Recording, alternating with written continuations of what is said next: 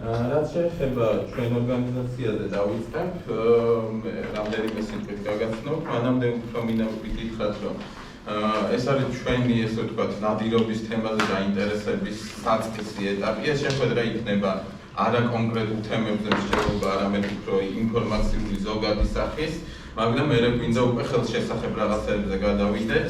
ამიტომ ცოტა მომაბეზრებელიც იქნება რაღაც დეტალები აღვიძინოთ, შემდეგში უფრო კონკრეტულ თემატიკებს შევეხებით.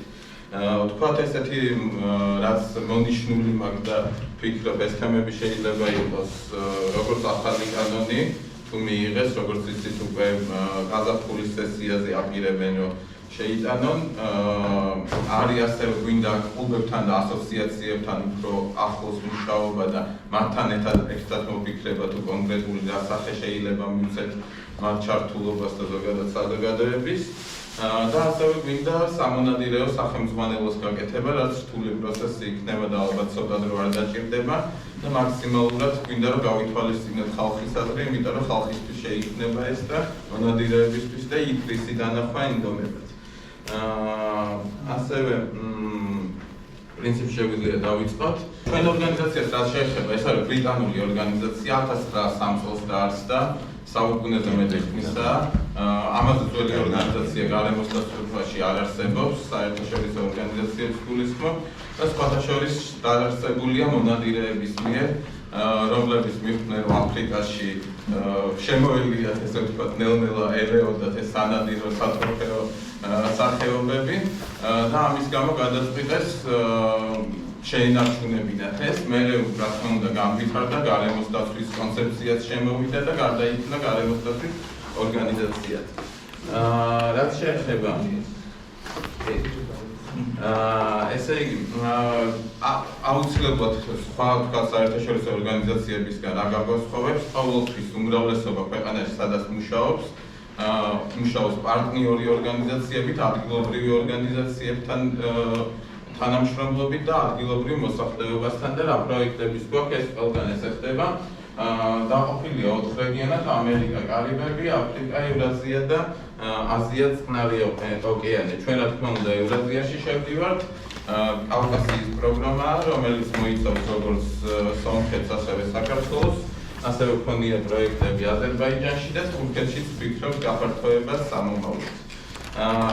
ესე იგი ჩვენ საქმიანობას რაც შეეხება, ეხლა გვაქვს 2 პროექტი, მტაცებელი ფრინველების კონსერვაციის პროექტი, რომლის ფარგლებშიც ეს ღონისძიება ტარდება და ზუთხის პროექტი. ორივე პროექტის გამომყოფელი ნაწილი ასევე ველურ ბუნებასთან, ველური ბუნების უკანონო ვაჭრობასთან ბრძოლა, ამგვარად რუკაზია მონიშნული, ჩვენი ოფისი არის თბილისში და ნელ-ნელა შევეხოთ და გაგაცნობთ ცოტა შემოკლებას შევეცდები რაღაცების, მთლიანად არ გავივლით დროის ფაქტორის გამო და ზუთხის ეფექტებზე მუშაობა. ესე იგი, მდინარე რიონში და შავ ზღვაში ყველას მოგეხსენებათ, რომ ყავს ზუთხი, რითია გამორჩეული, ეს არის ერთ-ერთი უკანასკნელი საქმრითი არეალი მთელ ევროპაში და მხოლოდ დუნაიში და რიონშია შემორჩენილი.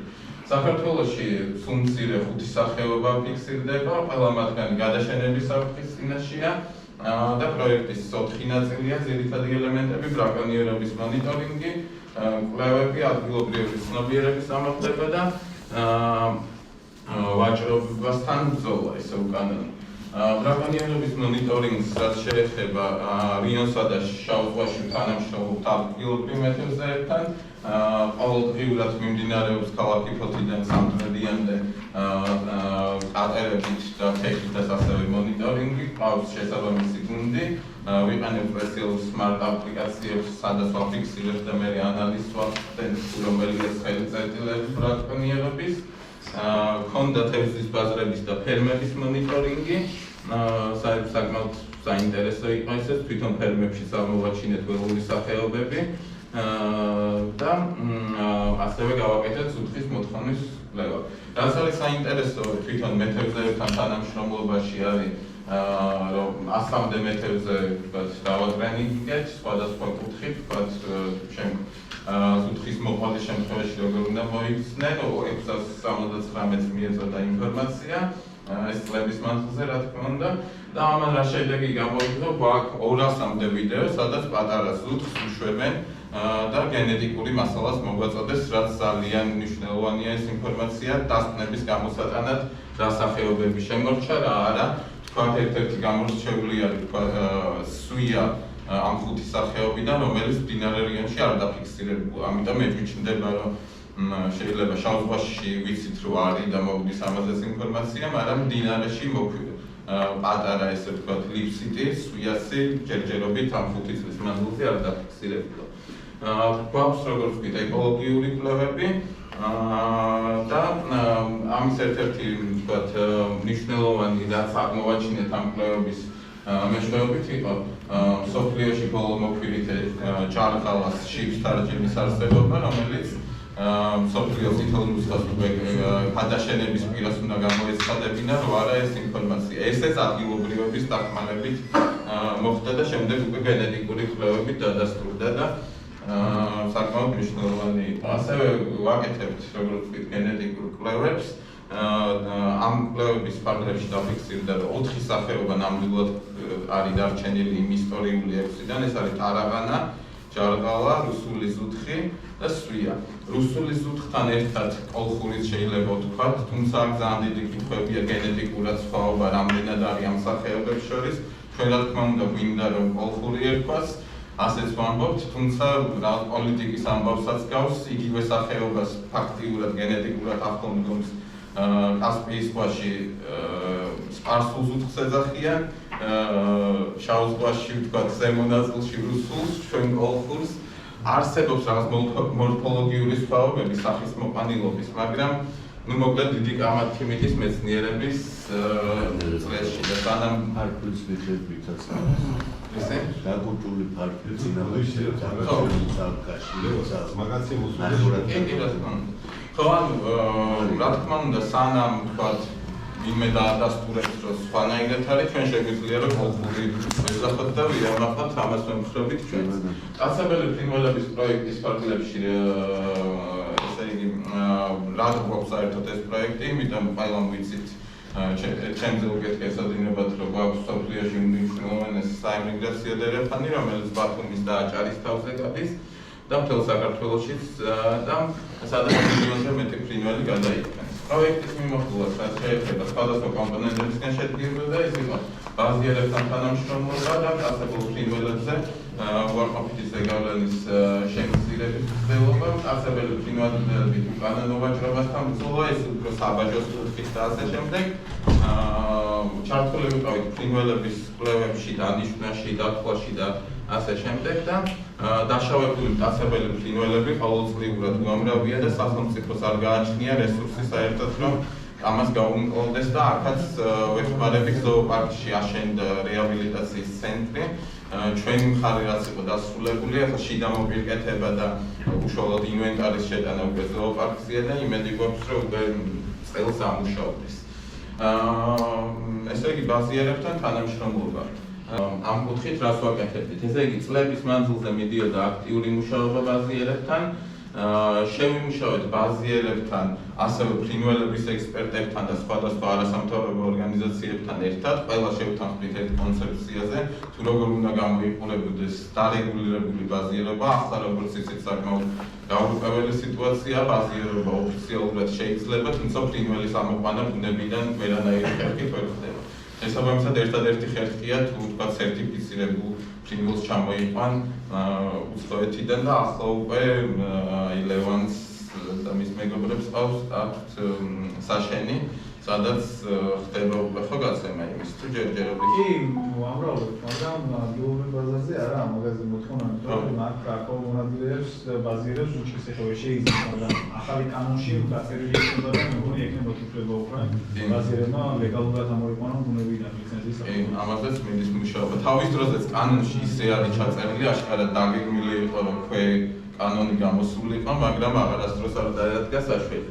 მოკლედ ეს ინფორმაცია მიწოდებული გვაქვს ერთად ბაზიერებსაც ჩვენს და იმედია ამ ახალ კანონში იქნება გათვალისწინებული.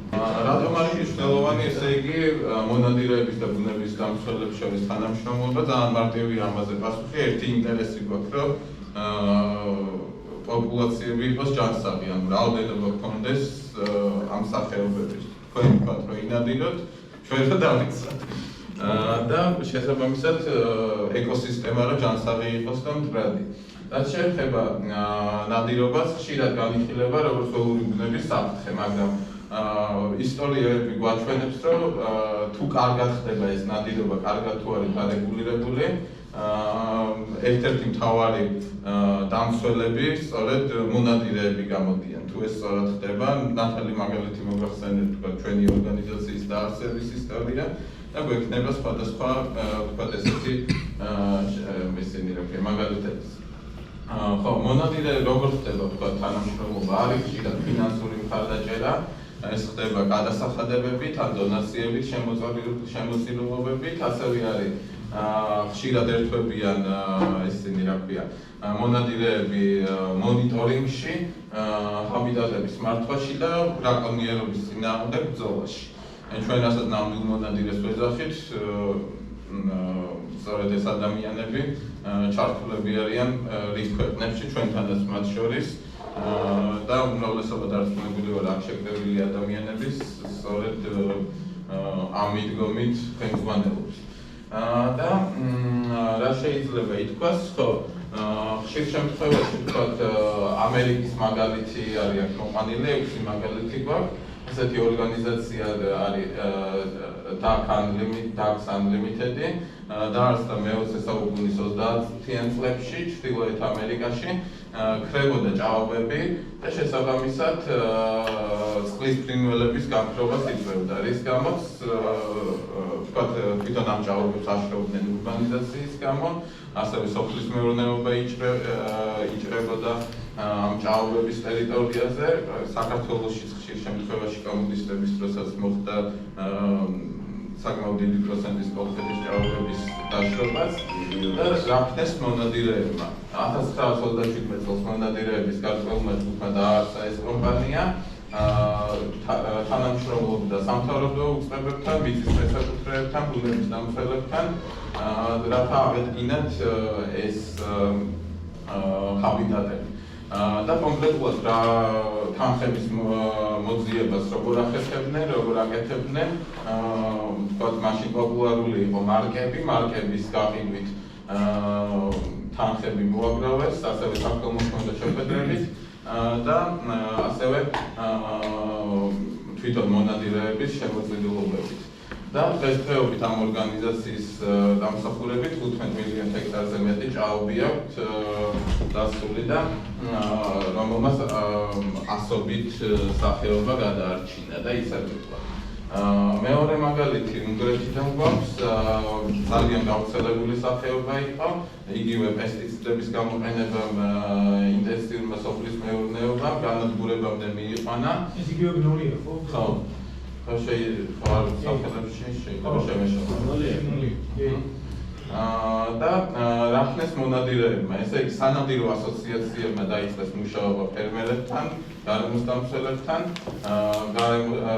საცხოვრებელი გარემოს დასაცავად დაასწავლიან და კონკრეტულად რა გააკეთეს ამ ბუჩქების, ველური ყვავილების, ზოლების და ასეთი ტერიტორიების აღდგენა, რომელიც თავშესაფარი ხდებოდა ამ სახეობის და შეეძლო ვთქვათ გამრავლება, კვერცხის დადება და ასე შემდეგ. მოგვიანებით უკვე მოხდა ის, რომ მივიდნენ იქამდე, რომ დაუშვეს ამ სახეობაზე ნადირობას კი და მეცნიერული მონიტორინგის კვლევების საფუძველზე გაიცემა შესაბამისი ლიცენზიები და რაოდენობები. და შედეგი ის იყო, რომ დასტაბილურდა ქვეყნის მასშტაბით, ხოლო სადაც მართავდნენ, სადაც ჩარეულები იყვნენ იმ ადგილებში უკვე გაიზარდა რაოდენობა. რამაც თავის მხრივ შეუწყო სხვა სახეობებსაც, მწერებს, პატარა ძუძუმწოვრებს და გალობელ ფრინველებსაც. ყაზახეთში აი ამ ჩვენი ორგანიზაციაც ამ სახეობაზე მუშაობს, საკმაოდ აქტიურად, ძალიან ბევრი ადამიანს ვიცნობ, ვისაც უმუშავია ამაზე, ეს არის საიქას ანტილოპა, თბილისის აეროპორტში თუ შეგიმჩნევიათ რქებით დევს სპეციალურ გამოფენილ ადგილას, რადგან დასული არის CITES-ის კონვენციით, ანუ ამით ვაჭრობა არ შეიძლება და ერთ-ერთი მთავარი რატომაც დრაკონიერების გაწყვეტას თითქმის ესახება იყო რქების გამო, რომელიც ასევე მედიცინაშიც გამოიყენებოდა სიცხის დამწევად და ასე შემდეგ. ევროპული ბიზნესი. ამაზე სხვათა შორის იდეა არის საქართველოში ესეთი დოკუმენტი გაკვეთდა სახეობათა ნუსხა, არის როგორც მცენარეები, ასევე სხვადასხვა ცხოველები და ერთ-ერთი თქვათ ესეც არის შეტანილი ზურაბური ელზე ალბათ ეცოდინება ზოოპარკის დირექტორი. ხო. ჩვენთან ხომ არსებობდა დომბადარი მოსნობილი? კავკასიური დომბა. კავკასიური დომბა.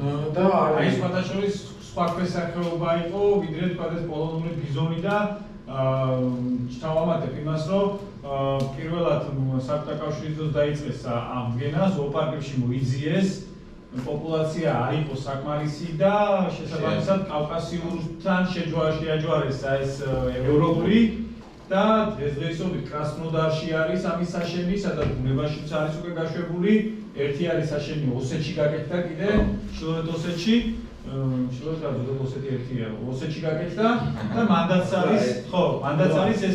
ასევე გადაწყდა, რომ ირმის და ტახის რიცხოვნობა უნდა შემცირდეს, უნდა ამოიღონ ბუნებიდან, რადგან ბუნებრივი კონკურენტები არიან ერთმანეთისთვის და შესაბამისად ამას რომ იცემოდა საშუალება და არ დაჩაგულიყო, მონადირეები ამ მხრივ დაეხმარნენ, თქო. საქართველოში არის გეგმაც იმისი, რომ ეს რეინტროდუცირებული სახეობების შემოყვანა მოხდეს, ანუ ძალიან მნიშვნელობა აქვს ამ ყველაფერს და არის ინვაზიური სახეობები, როდესაც ვიღაცა შემოყავს და გაიქცევა მაგალითად და ბუნებაში გამდება. ველური ბუნებას აქვს პროექტი, უნდა შემოიყვანო ველური ბუნების სააგენტო, ზირემლაღი და ის არა ქვია ბულონი. ბულონი იყო საქართველოში თურმე და შესაბამისად ინვაზიური სახე არ იქნება. ისტორიულად არსებობდა სამხრეთში ძალიან ინვაზიური არ იქნება, ბულონი საქართველოში ყოფილა, კვლევებმა დაადასტურეს. შესაბამისად ესე იგი პირველად აღმოაჩინეს რომ დიდიტი არის დუსტი. ეხლა უფროსი თაობის ხალხი ემახსოვრებოდ კომუნისტების დროს მასიურად ხდებოდა დუსტი ყეებს ამლავდნენ სასოფლო სამეურნეო მიწებს და მთელ მსოფლიოში ესე იყო და რატომღაც ითვლებოდა რომ ის იყო ძალიან უსაფრთხო. ადამიანების სახეზე იყრიდნენ იმის დამადასტურებლად რომ ეს არაფერს არ ავნებს, თუმცა აღმოჩნდა რომ პირველად როგორ აღმოაჩინეს ეს ბაზირება აღმოაჩინეს რომ ბუნებაში აღარ იშეკებოდა ბარტყები. თურმე რა ხდებოდა, როდესაც კაცებელი ფრინველი ჭამდა თქვათ თავის ხვებს, ტრეეთს ან თქვათ ჩიის რომელიღაცას, ის ჭამდა ჯერ რაღაც ხორბალს ან რაღაცას, სადაც ეს კონცენტრირდებოდა ეს DDT, შემდეგ ეს უკვე მის ორგანიზმში და ამან გამოიწვია ნაჭუჭის დათხელება. და შესაბამისად კვერცხები ტყდებოდა მარტივად და პოპულაციამ დაიწყო კლება. პირველად, როდესაც ცხოველთა დამცველმა ორგანიზაციებმა ნახეს, რომ პოპულაცია მოიკლო, პირველად დაადეს ხელი ბაზიერებს. თქვენო ანადგურებთ ბუდეებსო, თქვენი ბრალი არისო ესო რომ ბუნებაში გადაშენდა შავარდენიო, თუმცა მე პირიქით დაამტკიცეს ბაზიერებმა, რომ ესე არ არის. და ეს ფონდი შემდეგ დაარსდა ეს პერიგრინ ფონდი, ეს იყო ბაზიერი კაცი ამერიკელი, რომელმაც პირველად მოახდინა ხელოვნურად გამრავლება ტყვეობაში მტაცებელი ფრინველების. და როდესაც DDT ამოიღეს უკვე გამოყენებიდან, ბაზიერების მიერ არსებული ფრინველებიდან გამრავლებული ბარტყების გაშვება დაიწყეს ბუნებაში და დღესდღეობით შავარდის პოპულაცია არის ისტორიულ მაქსიმუმზე, ანუ რაც კი კვლევა არსებობს მსოფლიოს ისტორიაში, რომ ითვლიდნენ ბუდეებს ესე, დღესდღეობით რაც არის, თუმცა მიუხედავად ამისა, არის ესეთი ორგანიზაცია CITES-ი, მან მაინც არ ამოიღო ამ სიიდან და მაინც კაცრი დაცვის იმაში ყავს. ვაჭრობის დიდი რისკია. ვაჭრობის დიდი რისკია, თუმცა დღესდღეობით მასიურად ხდება კაცების ფრინველების გამრავლება, ანუ ბაზიერებს თითქმის აღარ ჭირდება ბუნებიდან ამოღება, იმიტომ რომ საშენების სავსეა ფრინველები. და 600 თავის დროზე მოხდა ამ 600 ინდივიდის გაშვება, უბრალოდ გაშვება DDT რომ არ ამოიღოთ ვერაფერს იზამდა და ამ ორგანიზაციამ კომპანიამ გააკეთა ძალიან დიდი ლობირება, რომ კანონმდებლობის დონეზე გაწერილიყო და 99 წელს ამერიკის ამ დაცული სახეობის გადაშენების სახეობების სიიდან ამოიღეს და ითვლება ეს კონკრეტული შემთხვევა და ეს კონკრეტული აქტივობა ერთ-ერთი ნათელი წარმატების მაგალითი კონსერვაციაში. მიეცათ ბაზიერებს უფლება, რომ ბუნებიდან უკვე შეუძლიათ ამერიკაში შავარდის ამოღება საბაზიეროდ. ანუ რომ არა ბაზიერები შეიძლება შავარდენი გადაშენებული.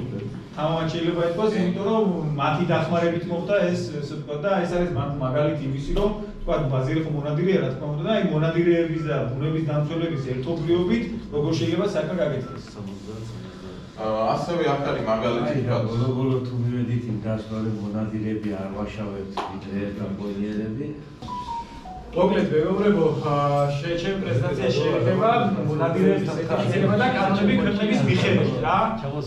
ეს დღეისობით საქართველოში რა კანონმდებლობაა თუ ჩვენ ძალიან კარგად ვიცით, მიდიხარ ხიდულობ თობს, აბარებ გამოცდას, ინფორმებ ამ თობს და ფაქტიურად იფლებ უკვე მონადირედ, იმიტომ რომ 10 ლარი მას აიღებ რაღაც თვითარს და მიდიხარ და გადამფრებ, თუნდაც შეგიძლია ნადირობა. თუმცა ამას წინამორბედი თქვათ, როგორ გაარჩიო, რა ფრინველია, რაზე შეიძლება ნადირობა, როდის შეიძლება, როდის რა ხდება და რა სახეობა, ამის ცოტა ნაკლებია ჩვენთან, იმიტომ რომ მოთხოვნაც არაა სახელმწიფოდან რომ თქვათ, ესე ვთქვათ, ადამიანმა ეს შეისწავლოს. ამიტომ უბრალოდ ზოგადად მინდა სხვადასხვა ქვეყნებში გითხრათ რა ტიპის ნადირობებია, როგორ ხდებიან მონადირეები. აი, მაგალითად გერმანიის შემთხვევაში, გერმანია საკმაოდ ერთ-ერთი საუკეთესო სანადირო ქვეყანა არის ევროპაში.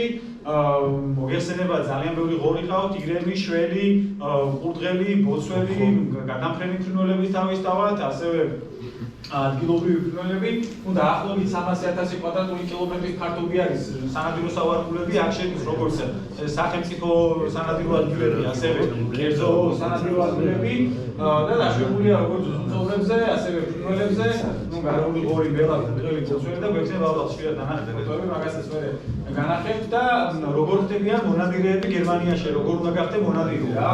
ნადირობის აუცილებელია, უნდა იყოს სრულწლოვანი, რა 18 წლის და ზევით ხდება. და ერთ-ერთი ყველაზე რთული გამოცდებია გერმანიაში. მაგალითისთვის, ანუ ჩასაბარებელია ზოოლოგიის ტესტები, ანუ ველური ბუნების კონსერვაციის, აი თუნდაც იმაზე, რაზეც წეგან ბიჭებმა ისაუბრეს, რომ რა ფრინველი როგორ უნდა გადაარჩინო, ჰაბიტატისა და როდის ბუდობს, როდის აქ, ანუ ეს ცოდნა უნდა კონდეს მონადირეს და ავტომატურად გამოდის ისე, რომ მონადირე მხოლოდ ის არ არის, ვის თობიაკ და მიწზე კლავს, ანუ იქაური მონადირე ერკვევა სახეობებში, არჩევს დედალს, არჩევს მამალს, არჩევს ასაკს და ასე შემდეგ და ასე შემდეგ.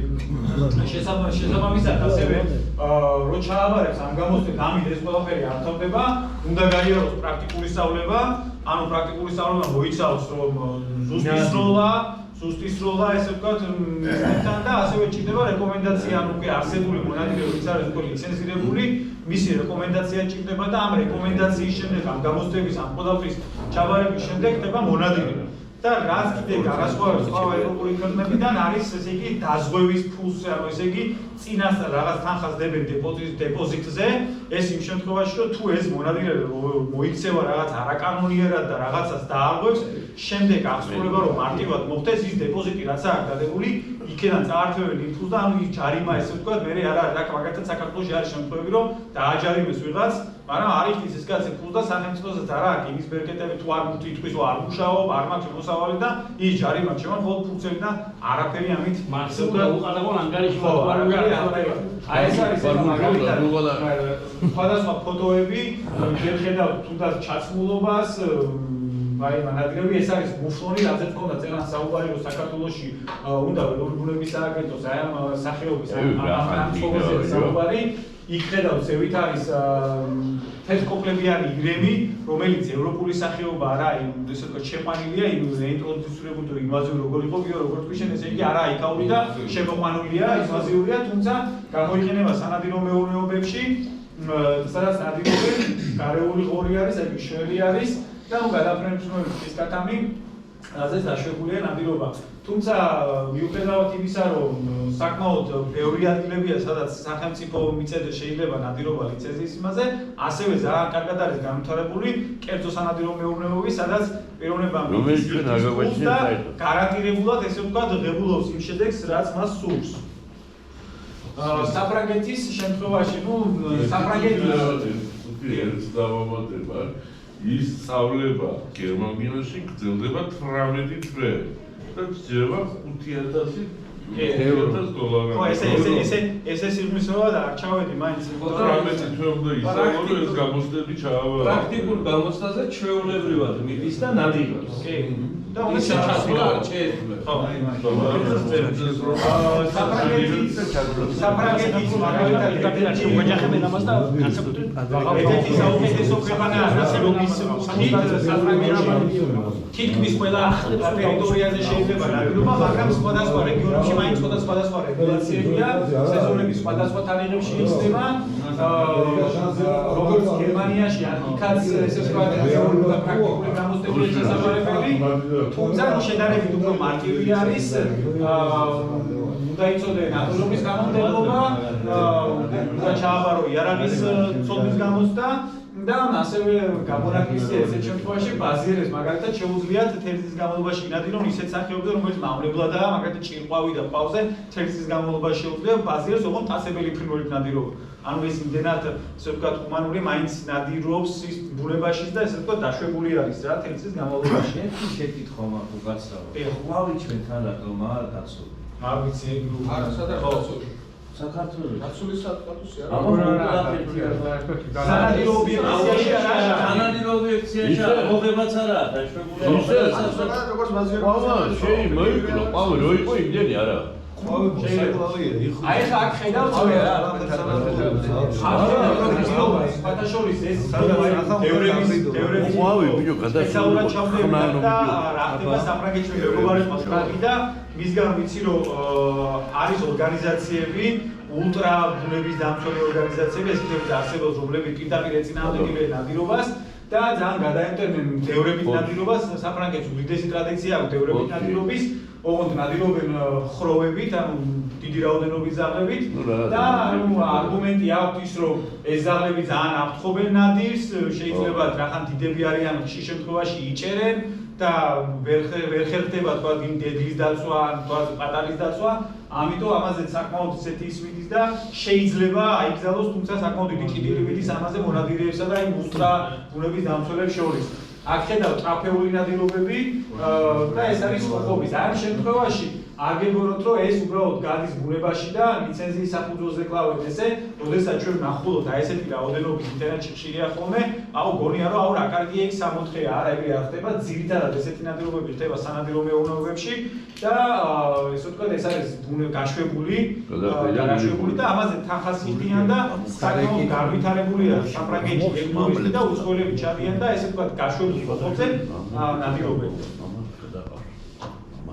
ესპანეთი საკმაოდ ისეთი არის რა, დიდად არ განსხვავდება იქაც კანონმდებლობა მაინც ევროკავშირის ქვეყნებში თითქმის ერთნაირია, თუმცა ერთადერთი ის არის რომ 14 წლის ასაკიდან შეუძლია პიროვნებას აიღოს ნადირობის ლიცენზია, ანუ მარტივი არის ამ გამოცდების ჩაბარება, თუმცა გამომდინარე იქიდან რომ არასრულწლოვანია მასთან უნდა ახლდეს ერთ-ერთი თქვა და თქვა მამა იყო შეიძლება თქვა მეგობარი იყოს რომელიც სრულწლოვანია და მისი დაქვემდებარების ქვეშ ინადიროს საქართველოში ხშირია ხოლმე შემთხვევა როდესაც მამას დაყავს შვილი და ანადირებს კანონი არ არსებობს საქართველოში ამაზე თუმცა არის პრეცედენტები სადაც ეს თქვა შესაძლებელია და გამოსდა აუცილებელია რომ ეს ლიცენზია აიღო გახდნენ მონადირე მარტივი გამოსდა ორ ეტაპად მოიცა თეორიული გამოსდა არის კანონმდებლობა უნდა იცოდეს ნადირობის შესახებ, ბევრი ბუნების დაცვის შესახებ, იარაღის უსაფრთხო მოხმარების თეორიული გამოცდა არის და პრაქტიკული არის უკვე იარაღთა უსაფრთხო მოყრობა და გამოყენება. აი ამ ხატვებზე არის ეს არის პრაქტიკული ნადირობა, ეს ფათაშორის ეს სახეობა ესპანეთში მხოლოდ ესპანეთშია, ტრაფეული ნადირობაა, საკმაოდ ძვირადღირებულია, შეიძლება მისი ფასი არიონეს ზუსტი სახეობა არ ვიცი, მაგრამ როგორ შეიძლება ჯიხვია ესეთი ტიპის ცხოველია და საკმაოდ ძვირადღირებულია ადის ამის ამაზე ნადირობა 15-20,000 $30,000 ჯდება ამის მონადირება თუმცა ეს თანხა ან როგორ ხდება იყვება გიდი მონადირეს რომელიც ამ თანხას იხდის და გიდი ეუბნება რომელი ეგზემპლარის მოկლა შეიძლება ეს არის გადაბერებული დიდი ეგზემპლარი რომელიც უკვე პოპულაციაში აღებულობს არაერთ მონაწილეობას და შემდეგ ეს თანხა ისევ ბრუნდება ისევ ბუნების დაცვაში ისევ გამრავლებაში და ესე ვთქვათ აი ესეთ შემთხვევა ეს არის წითელფეხა გნოლი წითელფეხა გნოლი ეს ძალიან გავშვენ კაკავს თუმცა სწორ ესე ვთქვათ მიდრებში იცის და საკმაოდ პოპულარული არის საფრანგეთშიც, ესპანეთშიც ამაზე ნადირობა, თუმცა ეს ჩვეულებრივად ლიცენზიის საფუძველზე შეგიძლია, როგორც აი ყოველწლიურ ლიცენზიაში, თავისი კვოტაა, რა თქმა უნდა და აი არის ისევ ის თეთრყოფლებიანი რები, რომელიც საკმაოდ საინტერესო და კარგი ობიექტია, იმიტომ რომ კარგად მრავლდება, სწრაფად მრავლდება, მაგრამ ინვაზიური სახეობაა და სამწუხაროდ საქართველოში რო მოგინდეს თქვა ესეთი სახეობის გამრავლება, კანონმდებლობა არ გვაძლევს უფლებას და მე როგორც მონადირე ვფიქრობ, რომ ეგეთი სახეობები, რომელიც სხვას არ შეუქმნის პრობლემას, ალბათ უნდა იყოს ჩვენთანაც დაშვებული. არა, მე როგორც ვიცი, ესენი მარტივაჩვარდებიან მას სახეობებთან და მე ხდება ბრიგადი. სხვათა შორის არაო, ეს მაგაზე იყოფება, ანუ ეს თეთრყოფლებიანი კეთილშობთან აჯვარდება, როგორც მე ვიცი. იმიტომ შევაყავთ ინდებლავით ზუსტად რომ ჩვენი კეთილშობილი ირინის თანაუნდას ხო, შეჯვარების თავი პრობლემა არის ის, რომ ამ მოხსეს ნამებების თანხმობა, აი შეიძლება რომ მოხსეს ერთი თანხმობა, აი მაგალითად ცხენის და ჯორი და ამრავლება რა, ეგეთი არის და არის თემატიკა, როდესაც მრავლდება ეჯვარება, მაგრამ ამრავლებს თანხმობას. შვედეთი არის საკმაოდ საინტერესო სანადირო ქვეყანა. ეხლა აქ მინდა თემა შევეხო ისეთ თემას, რომელიც ჩვენთვისაც კინოულია ქართული მონადირეებისთვის, მაგიტომ მოვიტანე ეს მაგალითი. შვედეთში ნადირობა თითქმის ყველგან შეიძლება და არის დაცული ტერიტორიებია გამონაკლისი. ასეთ შემთხვევაში დაცული ტერიტორია ეს არ ნიშნავს იმას, რომ გინდა თუ არა ანდავაინც ყველაფერზე აკრძალული უნდა იყოს. ლიცენზიის საფუძველზე და შესაბამისი ესე ვთქვათ კვოტის გამოყოფის შემთხვევაში შვედეთში შეიძლება დაცულ ტერიტორიაზეც ნადირობა. მე კიდე სხვა ქვეყანას შევეხები, სადაც შეიძლება ესე სხვათაშორის სამეზობლოში ეს ქვეყანა და კანონის შესაბამისად რეგულაციების ფარგლებში შესაძლებელია იქაც ნადირობა, ოღონდ იქ რეინჯერი გეუბნება რაზე უნდა ინადირო, როდის და რანაირად და ამ შემთხვევაშიც ხდება მხოლოდ სახეობის ნადირობა, რომელიც ძალიან არის გაძლიერებული პოპულაცია და სხვა პოპულაციას უფლის პრობლემას და ესე ვთქვათ მონადირეები ღებულობენ აი თუნდაც იმ ბუნების დაცვის იმაში გამოდის, იმიტომ რომ თუ რაღაც პოპულაცია რომ რაღაცა სხვა უფლის პრობლემას მისაუბრა ამაზე დონბასკე და იმის ბიზონის აღდგენის შემთხვევაში რომ მონადირეები დაეხმარნენ თქვათ ირმისა და ტახის შემცირებაში, იმიტომ რომ ისი კონკურენტები იყვნენ დაახლოებით ეგეთი სიტუაციაა. იქაც ნუ პიროვნება 18 წელზე ვით უნდა იყოს რომ ინადიროს, გამოსდები გავსაცემული ქვეყნებისა თითქმის იდენტურია. აქ არის ფოტოები, აქ ხედავთ ყრუალას, ხედავთ როჭოს, ეს როჭოს განსხვავდება კავკასიური როჭოსგან, თუმცა ძალიან გავს. აი ეს ფოტოა ძალიან საინტერესო, ამ ფოტოზე ხედავთ ჩვეულებრივ რუხ ბათს და ასევე კანადურ ბათს, რომელიც ინვაზიური სახეობაა ევროპისთვის. პირველად მოხდა ევროპაში შემოყვანა, საკმაოდ კარგად მოიკიდა ფეხი და ასე ვთქვათ, კარგად ვითარდება მისი პოპულაცია, რამდენად პრობლემას უქმნის პასახეობებს მაგაზე თქვა მე არ ამაქვს და შეწევავი დავასწრებ, თუმცა როგორც სანადირო ობიექტი უკვე საკმაოდ საინტერესო არის. აი ქვევით არის შიოლის ბათი. მეთან ეგრე არ ხდება ხოლმე. შეერთებული შტატები. ხო, შეერთებული შტატები ცოტა შეგვიძლია სწრაფად ვილაპარაკო, იმიტომ რომ მან ვიყავით და ესე ვთქვათ, კომისია შეხება და ესე ვთქვათ, კანონმდებლობა შეერთებულ შტატებში არის ფედერალური კანონი ნადირობის შესახებ, ნადირობის შესახებ კანონი ითვალისწინებს იმას, რომ უნდა ჰქონდეს იარაღი გაფორმება, რაც ამერიკაში საკმაოდ მარტივია იარაღის შეძენა და შემდეგ უკვე იღებ ლიცენზიას. რაიმე კონკრეტული გამოცდის ჩაბარება ნადირობასთან ასეთი მსგავსი მე არ შემხვედრია, ყოველ შემთხვევაში ფლორიდის შტატში ესეთი არ იყო, საკმარისი იყო შეგეძინა ლიცენზია კონკრეტულ რაღაცაზე ნადირობას და შეგიძლია ვებგვერდზე შედიხარ და რომელ სახეობებზე როდის იხსნება სეზონი და როდის იყურება ყველაფერი აწერილია, თუმცა შტატების მიხედვით ერთ სექციაში შეიძლება კონკრეტულ პერიოდში იყოს ნადირობა, აქ იყურება მერე მეორე სექციაში და ამერიკა არის ქვეყანა, სადაც მე მგონი თითქმის მთელი წლის განმავლობაში შეგიძლია ნადირობა, ოღონდ რეგულაციების შემთხვევაში. აი მაგალითად ინდაურის შემთხვევას მოვიტან, როდესაც ცხოვრობდი, ინდაურები მოდიოდა სახლთან. ნუ ეხლა როგორც მონადირე, პირველი ეხლა გამიშთა სურვილი, რომ როგორ შეიძლება ამის მონადირება, რომ პირდაპირ ჩავაგდო საცივში. ნუ ჩემმა ქვისმა მითხრა, რომ მოიცა კაცო მაღაზიაში ვიყიდოთ, ინდაური რა მინდა ესო და არა მითხრა დანადირებს პაკეტ მოხმედე და დავიწყე დაგეგმვა. დავიწყე როგორ შეიძლება ამის მონადირება და გეგმა შევიმუშავე, სად უნდა დავწერ, როგორ დავიჭირო სხალხით ქალაქში ვერის ვიცობს და ნუ მე ბოლოს მაინც მოიცე ცოტა ისეთ ქვეყანაში ხარ და დავინტერესდი თქვათ რომ კანონი ხო კანონიერი დავარღვიოს კანონი რა მოხდება ამ შემთხვევაში და აღმოჩნდა რომ თუ მე ვინადირებდი არა ასე ვთქვათ იმ პერიოდში როდესაც ნადირობა არ არის დაშვებული და ან დავარღვევდი კანონს ნუ მე რახან ჩასული ვიყავი როგორ ტურისტი ისე დამადეპორტებდნენ მაგრამ მოქალაქე რო ყოფილიყავი ამეგზალებოდა ნადირობა რამოდენიმე წლით და გადავიხდით ძალიან ფულად დიჯარ იმას, მეორე შემთხვევაში ციხეში გამიშვებდნენ და ამიგზავნდნენ 10 წლით ნადირობას და ანუ ყველანაირ სულ უკრობენ ადამიანს, რომ კანონი დაარღვიოს. თუმცა თუ კანონი დაიცავოს, საკმაოდ ისე კარგად ითარგმნეს. ფასეთ რაც შეეხება, მაინც ზოგადად შევეხები მაგას, მაგალითად დირს უძახიან შველი ითარგმნება, მაგრამ შველი ეგ არ არის, ცოტა ირემზე, კეთილშობილ ირემზე ცოტა პატარა არის, თეთრ-ყუდა ირემია, ხო? გიოს უკარო თეთრია. და ღირს მაგალითად $20 ლიცენზია. ხო, $20 ლიცენზია და ინდაურიც $20 ღირს. და ლიცენზიის გაგრძელებაც თუ გინდა, მე თურმე 5 თუ რაღაც $12 დაამატე. დაამატე და შეგიძლია. და სამაგიეროდ თუ გზაში ავარიის შემთხვევაში გაგდებული ირემი ნახე, იმას თუ ხელი მოკიდიან, წაიყვანიან, რაღაცა ჩააგდე ბაგაჟნიკში ჩვენებურად და იგივე იგი სანქციები წელდა. კი, უნდა გქონდეს ლიცენზია. და საკმაოდ მარტივი ამ ლიცენზიის აღება შეიძლება როგორც ინტერნეტში შეგიძლია მიხვიდე მაღაზიაში და იქ იყიდო თევზაობაზეც იგივე არის.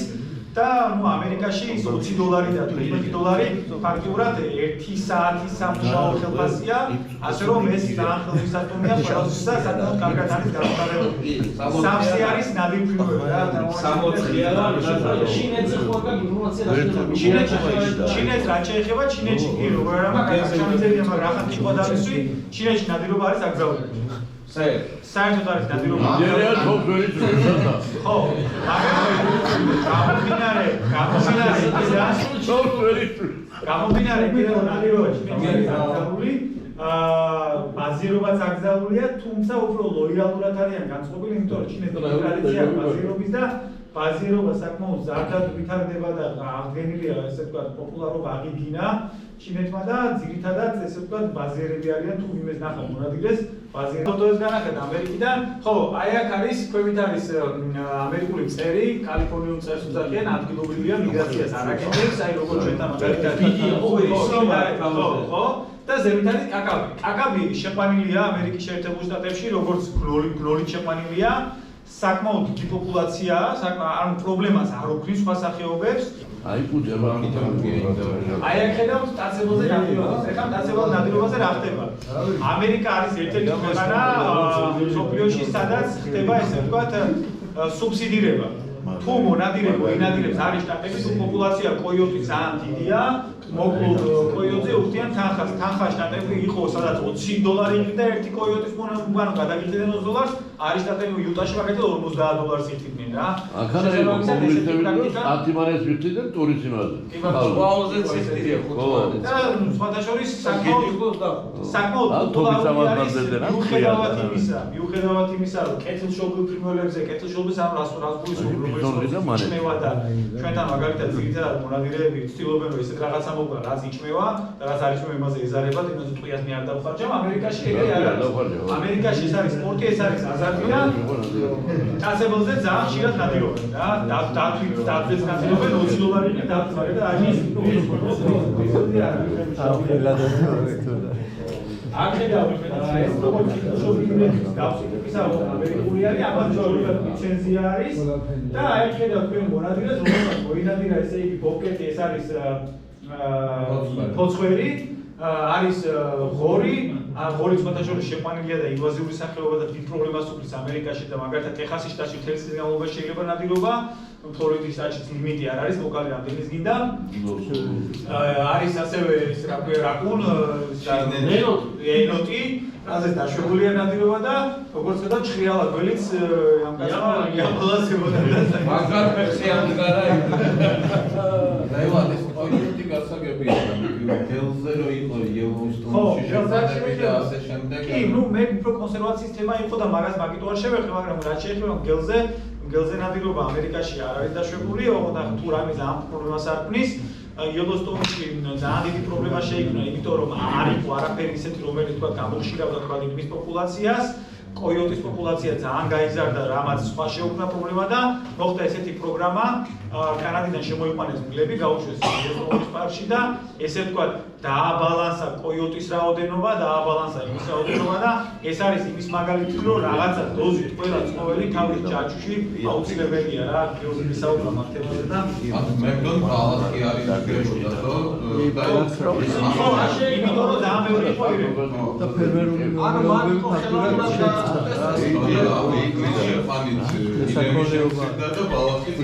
ანუ უბრალოდ ხელოვნურად გამოხშირეს მანქანები, იმიტომ რომ იფიქრეს რომ იმის ხორცინეთი იქნება ზოგადად ირემი იქნება და ირემის ადვოკატმა და იმის გამო რომ გამოხშირეს ეს ყველაფერი მოხდა ისე რომ გამრავლდა მართლაც ეს იმების რაოდენობა, მე ვიდეოები ვრცელდება და ეზოს შემოდიოდა ხალხში ყველგან დადიოდა ეს იმები და გამოსა და დაავადებების მათ შორის ამ იმებში რაღაც რაოდენობა დაავადებები მას სოფლიები ვიც გაჩნდა